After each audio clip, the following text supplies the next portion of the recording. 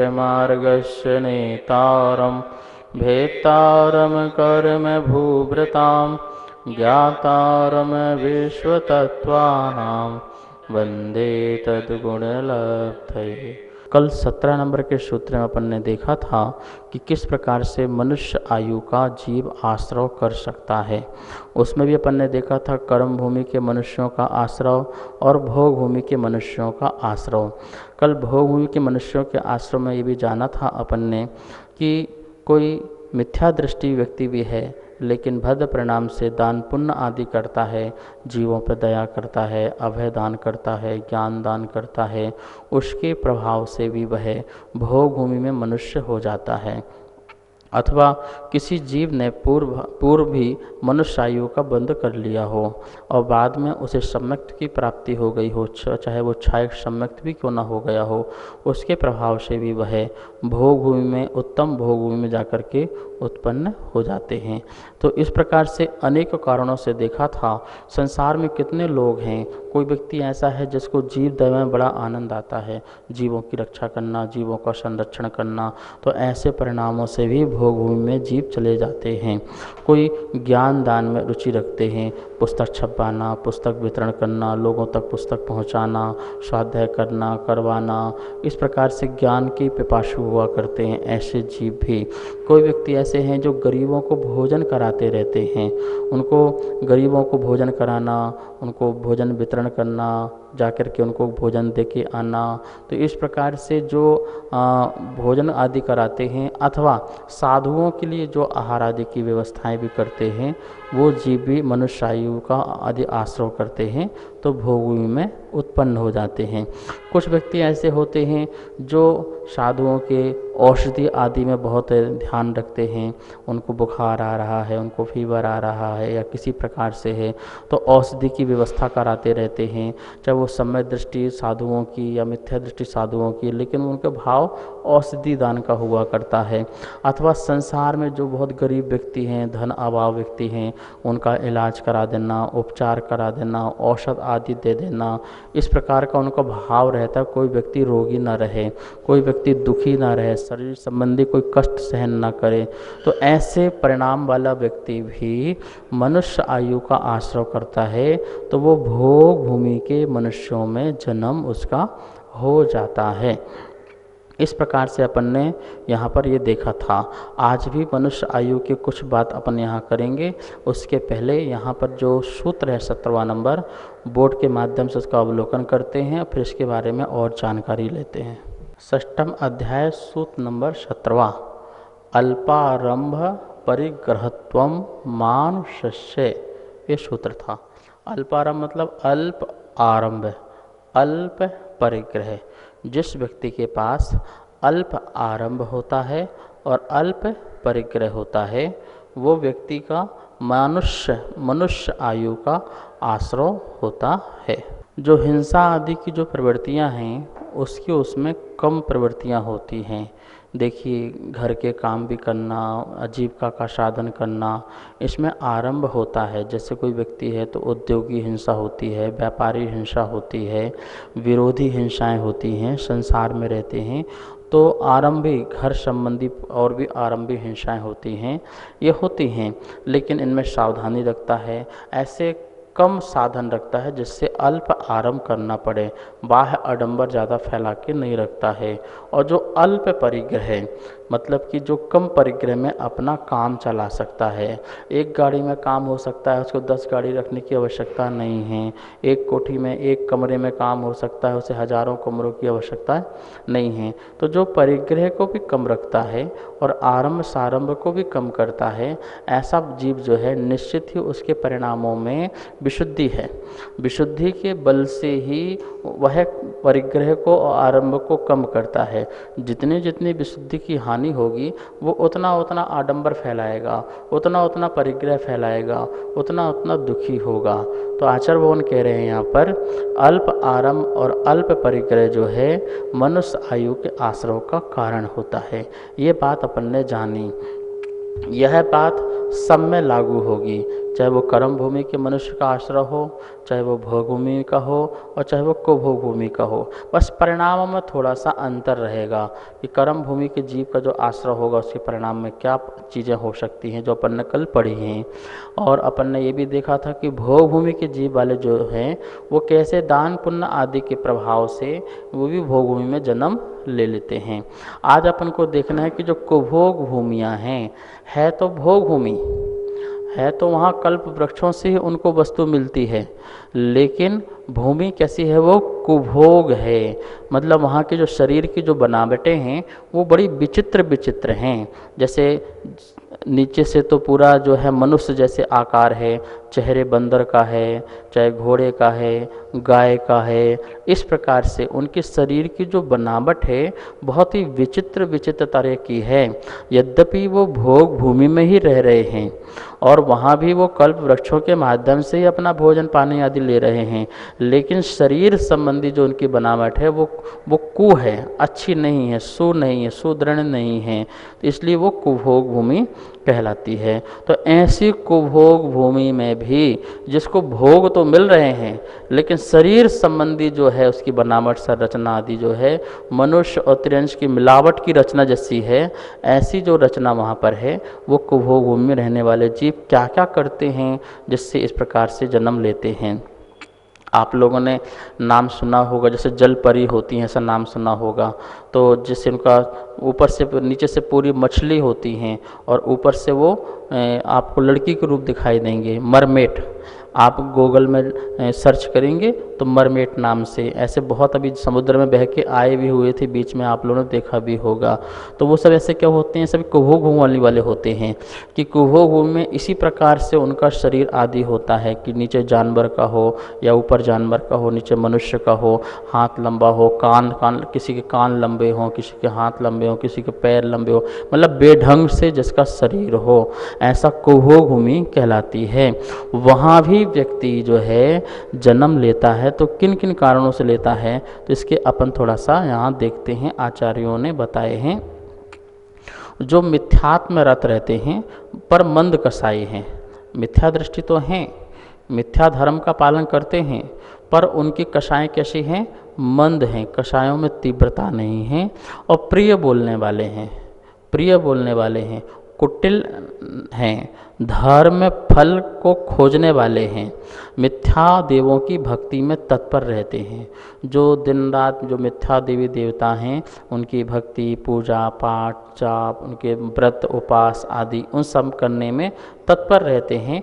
इन सब के प्रभाव से उनको सुख तो मिलता है, ऐसा नहीं कि सुख नहीं मिलता है, कुभोग भूमि है तो भोग भूमि तो है ही है, पर वो शरीर संबंधी जो सुख मिलना चाहिए वो सुंदरता वो नहीं मिलती है। दूसरा दिया है जो शुद्ध भोजन व कांजी खाने के कष्ट से संक्लेश को प्राप्त विषम पंचांगनी तप काय क्लेश करने वाले होते हैं। जो सिर्फ जैसे कांजी पानी ले लिया, जैसे कि चावल का माड़ है वो बस ले लिया, पानी बस ले लिया, या खट्टा पानी मत ले लिया, या मीठा पानी बस ले लिया, और जो खोटे तप जो हैं, मिथ्या तप हैं, कठोर कठोर तप हैं, जैसे चारों तरफ अग्नि लगा ली और बीच में अपनी साधना करने बैठ गए, या पेड़ में लटके हुए हैं, एक टांग से लटके, एक टांग से खड़े हुए हैं, इस प्रकार से बहुत सारे मिथ्या तप होते हैं। उन सब मिथ्या तपों को वो अपने शरीर को कष्ट दे करके, संक्लेशित करके वह क्या कर रहे हैं, तप को तप रहे हैं। तो वो जीव भी जो हैं कुभोग भूमि में मनुष्यायु का आश्रय कर लिया करते हैं। सम्यक्त रूपी रत्न से रहित अधन्य जीव अज्ञान रूपी जल में डूबते हुए लवण समुद्र के द्वीपों में कुमानुष उत्पन्न होते हैं। उन्हें कुमानुष भी कहते हैं। कुमानुष मतलब उनका रूप सही नहीं होता है तो वो कुमानुष भी कहलाते हैं। ये कहाँ पर हैं कुभोग भूमियाँ, तो ये बताया है जो लवण समुद्र हैं। जम्बू द्वीप है, जम्बू द्वीप को घेरे हुए एक समुद्र है जिसका नाम है लवण समुद्र है, और उसको घेरे हुए फिर एक द्वीप है जिसका नाम है धात की खंड और फिर उसको घेरे हुए एक कालोदधी समुद्र है। तो दो समुद्र हो गए, लवण समुद्र और कालोदधी समुद्र। इन दोनों समुद्र में बीच बीच में टापू होते हैं। जैसे अभी आप लोग समुद्र में देखते हैं जो अंतर्दीपज होते हैं, पहाड़ होते हैं, उसमें लोग रहते भी हैं, होटल्स भी बनी होती हैं, घूमने भी जाते हैं। तो ऐसे ही लवण समुद्र में भी ऐसे टापूस होते हैं। तो 48 लवण समुद्र में और 48 जो हैं वह कालोदधी समुद्र में। इस प्रकार से 96 कुभूमियाँ हुआ करती हैं और उनमें ये कुमानुष जो हैं जाकर के जन्म लेते हैं। मिथ्या तप के प्रभाव से, मंद कषाय परिणाम से वो वहाँ पर जाकर के इस प्रकार की पर्याय को धारण किया करते हैं। जो लोग तीव्र अभिमान से गर्वित होकर सम्यक्त और तप से युक्त साधुओं का किंचित अपमान करते हैं, अधिक नहीं करें, किंचित थोड़ा बहुत कभी अपमान कर देते हैं। किससे? अपने तीव्र अभिमान, अंदर से अभिमान है। जैसे मान लो कोई गृहस्थ है, उसने बहुत ज्ञान धारण कर लिया, मान लो ज्ञानी बन गया, वो बहुत सारा ज्ञान उसको हो गया। अब ज्ञान तो हो गया और कोई साधु आ गया हो तो उनका भैया नमस्कार नहीं करना या अहंकार से क्वेश्चन करना या उनकी परीक्षा लेने का सोचना, ये क्या है? किंचित अपमान है। उनका अपमान कर रहे हैं, अपने ज्ञान का अहंकार के बस से अपमान करना। तो इस प्रकार से ऐसे व्यक्ति भी चूँकि उन्होंने ज्ञान आदि धारण किया है तो कभी ना कोई उनकी मंद कषाय रहती है, उसके प्रभाव से वो कुमानुष हो जाते हैं। क्या हो जाते हैं? मनुष्य तो हुए, पर मनुष्य कैसे हुए? वो कुमनुष्य आदि हो जाते हैं। वहाँ कोई धर्म नहीं होता है, वहाँ कोई गुरु नहीं मिलते हैं, वहाँ कोई साध धर्म नहीं मिलता है, सिर्फ वहाँ पर जंगलों में इस प्रकार से रहते हैं। बस इतना है कि वातावरण प्रगति का अच्छा होता है, उनको बस यही सुख है बस। बाकी तो चेहरे आदि जो हैं वो जानवर की तरह ही उनके होते हैं। और भी लिखा है, जो दिगंबर साधुओं की निंदा करते हैं, सच्चे साधुओं की निंदा करते हैं, जो पापी संयम तप प्रतिमा योग से रहित होकर के मायाचार में रत रहते हैं, मायाचारी में रत रहते हैं, और जो पापी हैं जो संयम आदि का अनादर करते हैं, संयमी का भी अनादर करते हैं, ऐसे जीव भी जो हैं वो कुमानुष पर्याय में जन्म ले लेते हैं। ऐसे व्यक्ति क्या है कि उनके स्वभाव में मार्दता होने के कारण जो जन्म तो वहाँ हो गया, लेकिन वो यहाँ पर जो पाप का फल बताया है कि ऐसे देव शास्त्र की अनादर करने वाले व्यक्ति वहाँ जन्म लेते हैं। जो रिद्धि, रस, शात इन 3 गारों में महान होते हुए मोह को प्राप्त होते हैं, जो स्थूल व सूक्ष्म दोषों से गुरुजनों के समीप आलोचना नहीं करते हैं। यहाँ बहुत सुंदर बात कही है। रिद्धि, रिद्धि का मतलब होता है अपना ये जिसको विद्याएं सिद्ध हो जाएं, तो उन विद्याओं की जो रिद्धि है उसका उसके अपने आप में गौरव हो, अथवा जो वैभव संपन्न हो तो वैभव के में अपने अभिमान में हो।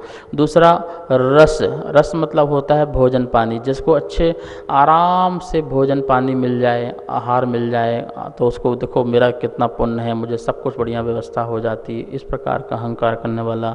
साता, सुख साता, शरीर संबंधी जितनी शाताएँ हैं वो सुख शाताएँ हैं, और जो कहे कि देखो मैं तो कोई बीमार नहीं होता हूँ, मैं तो कोई दवाई नहीं खाना पड़ती, मैं तो स्वस्थ रहता हूँ, मुझे तो कोई कोरोना नहीं हो सकता, मुझे कोई बीमारी नहीं हो सकती, अपने आप पे वो साता का क्या करता? अहंकार करते हैं।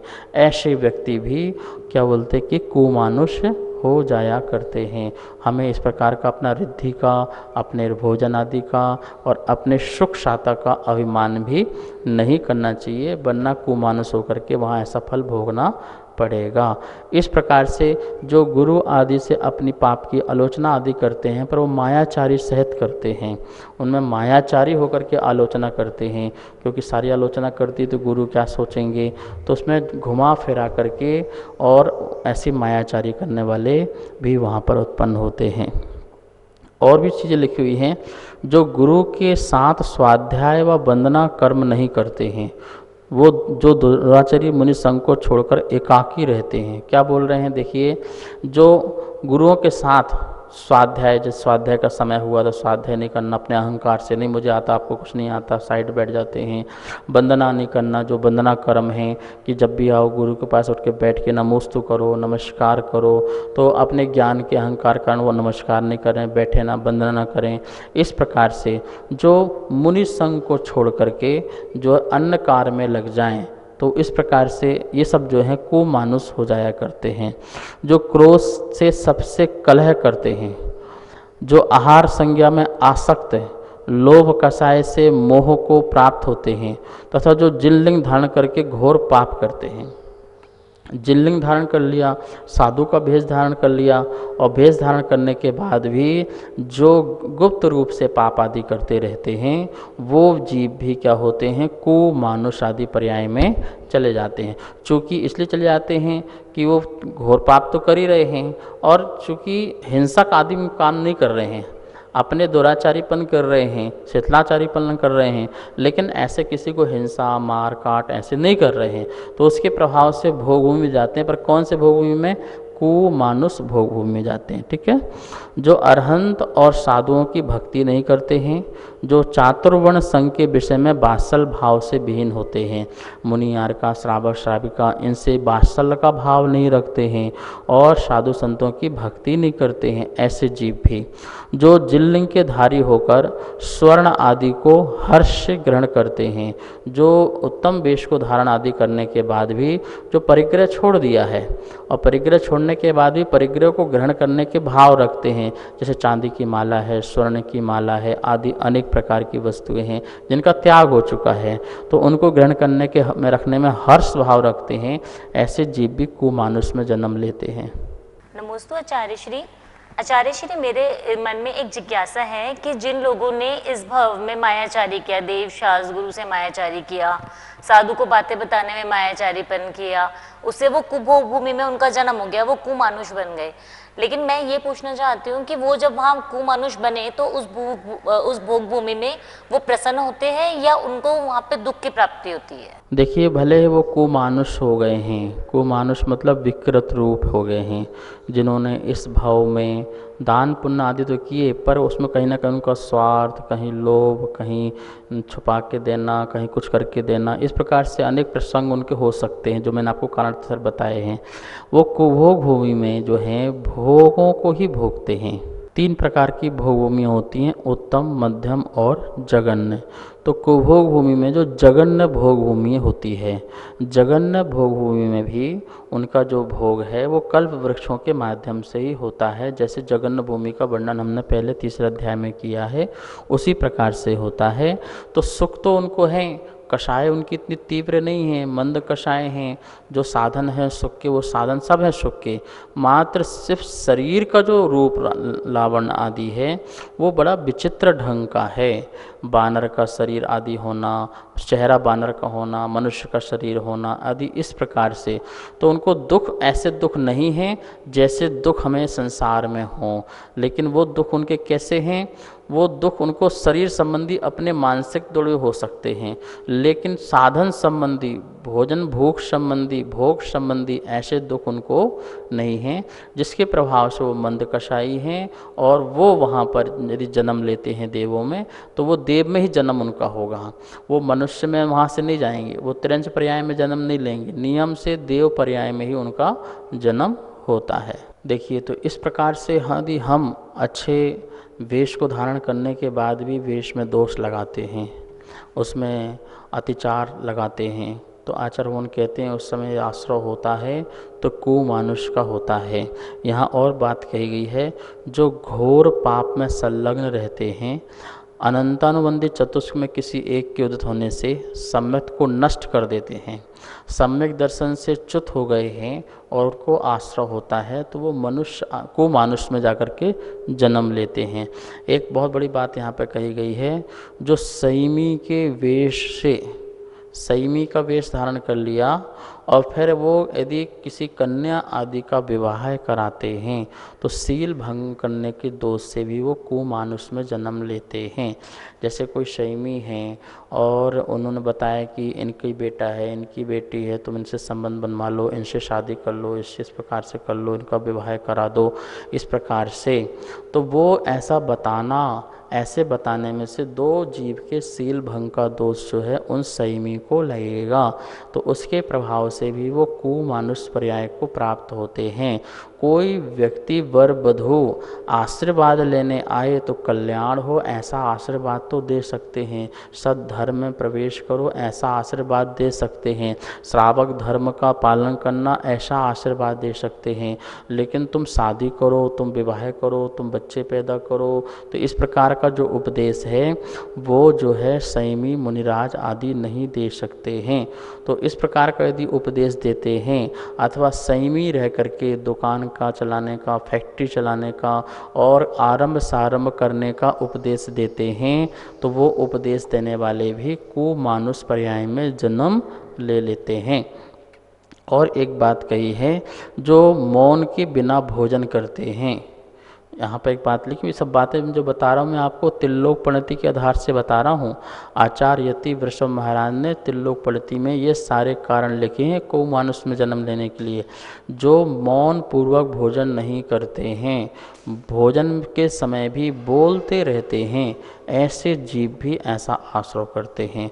उपयुक्त परिणाम वाले जीव मृत्यु को प्राप्त होकर के विषम परिणाम वाले पाप कर्मों के फल से समुद्र के इन द्वीपों में कुत्सित रूप से कुमानुष में उत्पन्न होते हैं। जितनी सारी बातें बताई हैं, 12 प्रकार के पॉइंट आपको बताए हैं, ये सभी बातों से जो समुद्र आदि में जो कुमानुष हैं उनमें जाकर के क्या होता है, व्यक्ति जन्म ले लेता है। इस प्रकार से हमें इन सब कार्यों से बचना चाहिए।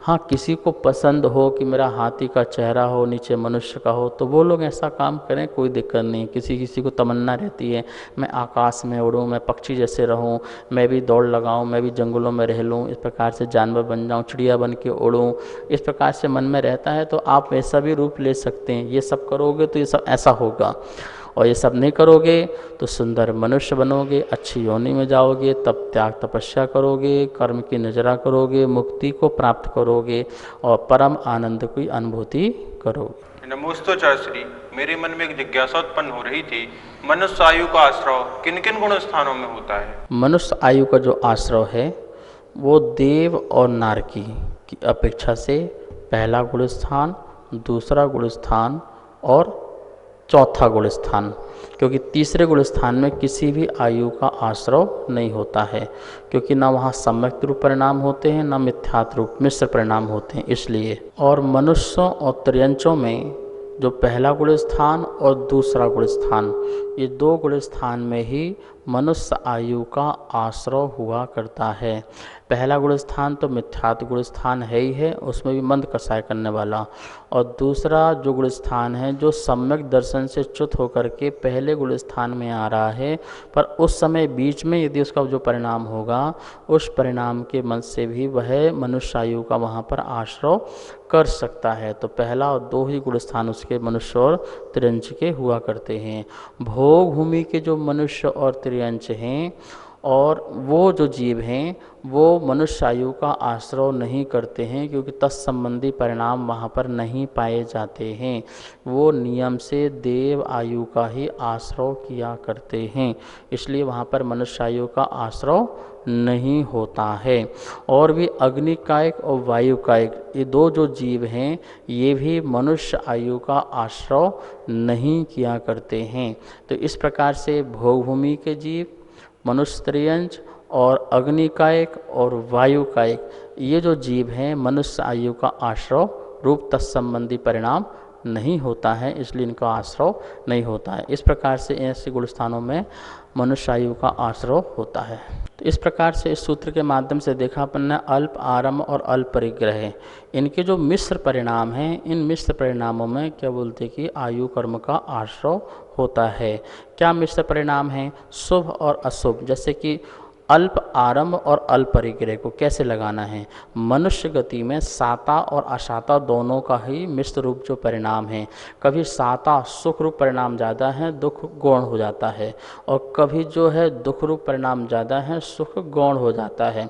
इन दोनों में ही क्या बोलते कोई न जो दोनों को मिलकर के मिश्र परिणाम बनता है, ठीक है ना। जैसे क्या बोलते कि 10 डिग्री का जो दुख है और 90 डिग्री का सुख है, अथवा 90 डिग्री का दुख है और 10 डिग्री का सुख है। तो जो बीच का जो मिश्र परिणाम इनका हो गया पूरा, एक पूर्ण रूप से दुख नहीं हुआ और पूर्ण रूप से सुख भी नहीं हुआ। तो ऐसे परिणाम वाला जो जीव है वो अल्प आरंभ और अल्प परिग्रह करता है, तो उसके मनुष्य आयु का आश्रय हुआ करता है। इस प्रकार से यहाँ पर अपन ने देखा कि इस सूत्र के माध्यम से हम मनुष्य कैसे बन सकते हैं और कहाँ के मनुष्य बनने के लिए हमें क्या प्रयत्न करना चाहिए। कर्म भूमि के मनुष्य या भूभूमि के या कुमानुष्य के, तो उन सबको देखते हुए हमें उस प्रकार का पुरुषार्थ और प्रयत्न करना चाहिए। आइए अब हम सब लोग जिनवाणी स्तुति करते हैं। जावाणी के ज्ञान से सूझे लोकालो, सोवाणी मस्तक धरो सदा दे तो हो धो। हे जिनवाणी भारती तो ही जपो दिन रेन, जो तेरी शरणा धरे सो पावे सुख चैन। सभी को बहुत बहुत मंगल आशीर्वाद। सभी को सादर जय जिनेन्द्र। पूज्य गुरुदेव के द्वारा बहुत ही सुंदर तत्वार्थ सूत्र का स्वाध्याय कराया जा रहा है, जिसमें प्रथम और द्वितीय अध्याय की पुस्तक छपकर आ चुकी है और तृतीय अध्याय की पुस्तक छपने जा चुकी है। अब जो भी महान भाव चतुर्थ अध्याय की पुस्तक छपवाना चाहते हैं तो नीचे दिए गए नंबर पर संपर्क करें, व प्रथम द्वितीय अध्याय की पुस्तक मंगवाना चाहते हैं तो भी नीचे दिए गए नंबर पर संपर्क करें। जय जिनेन्द्र।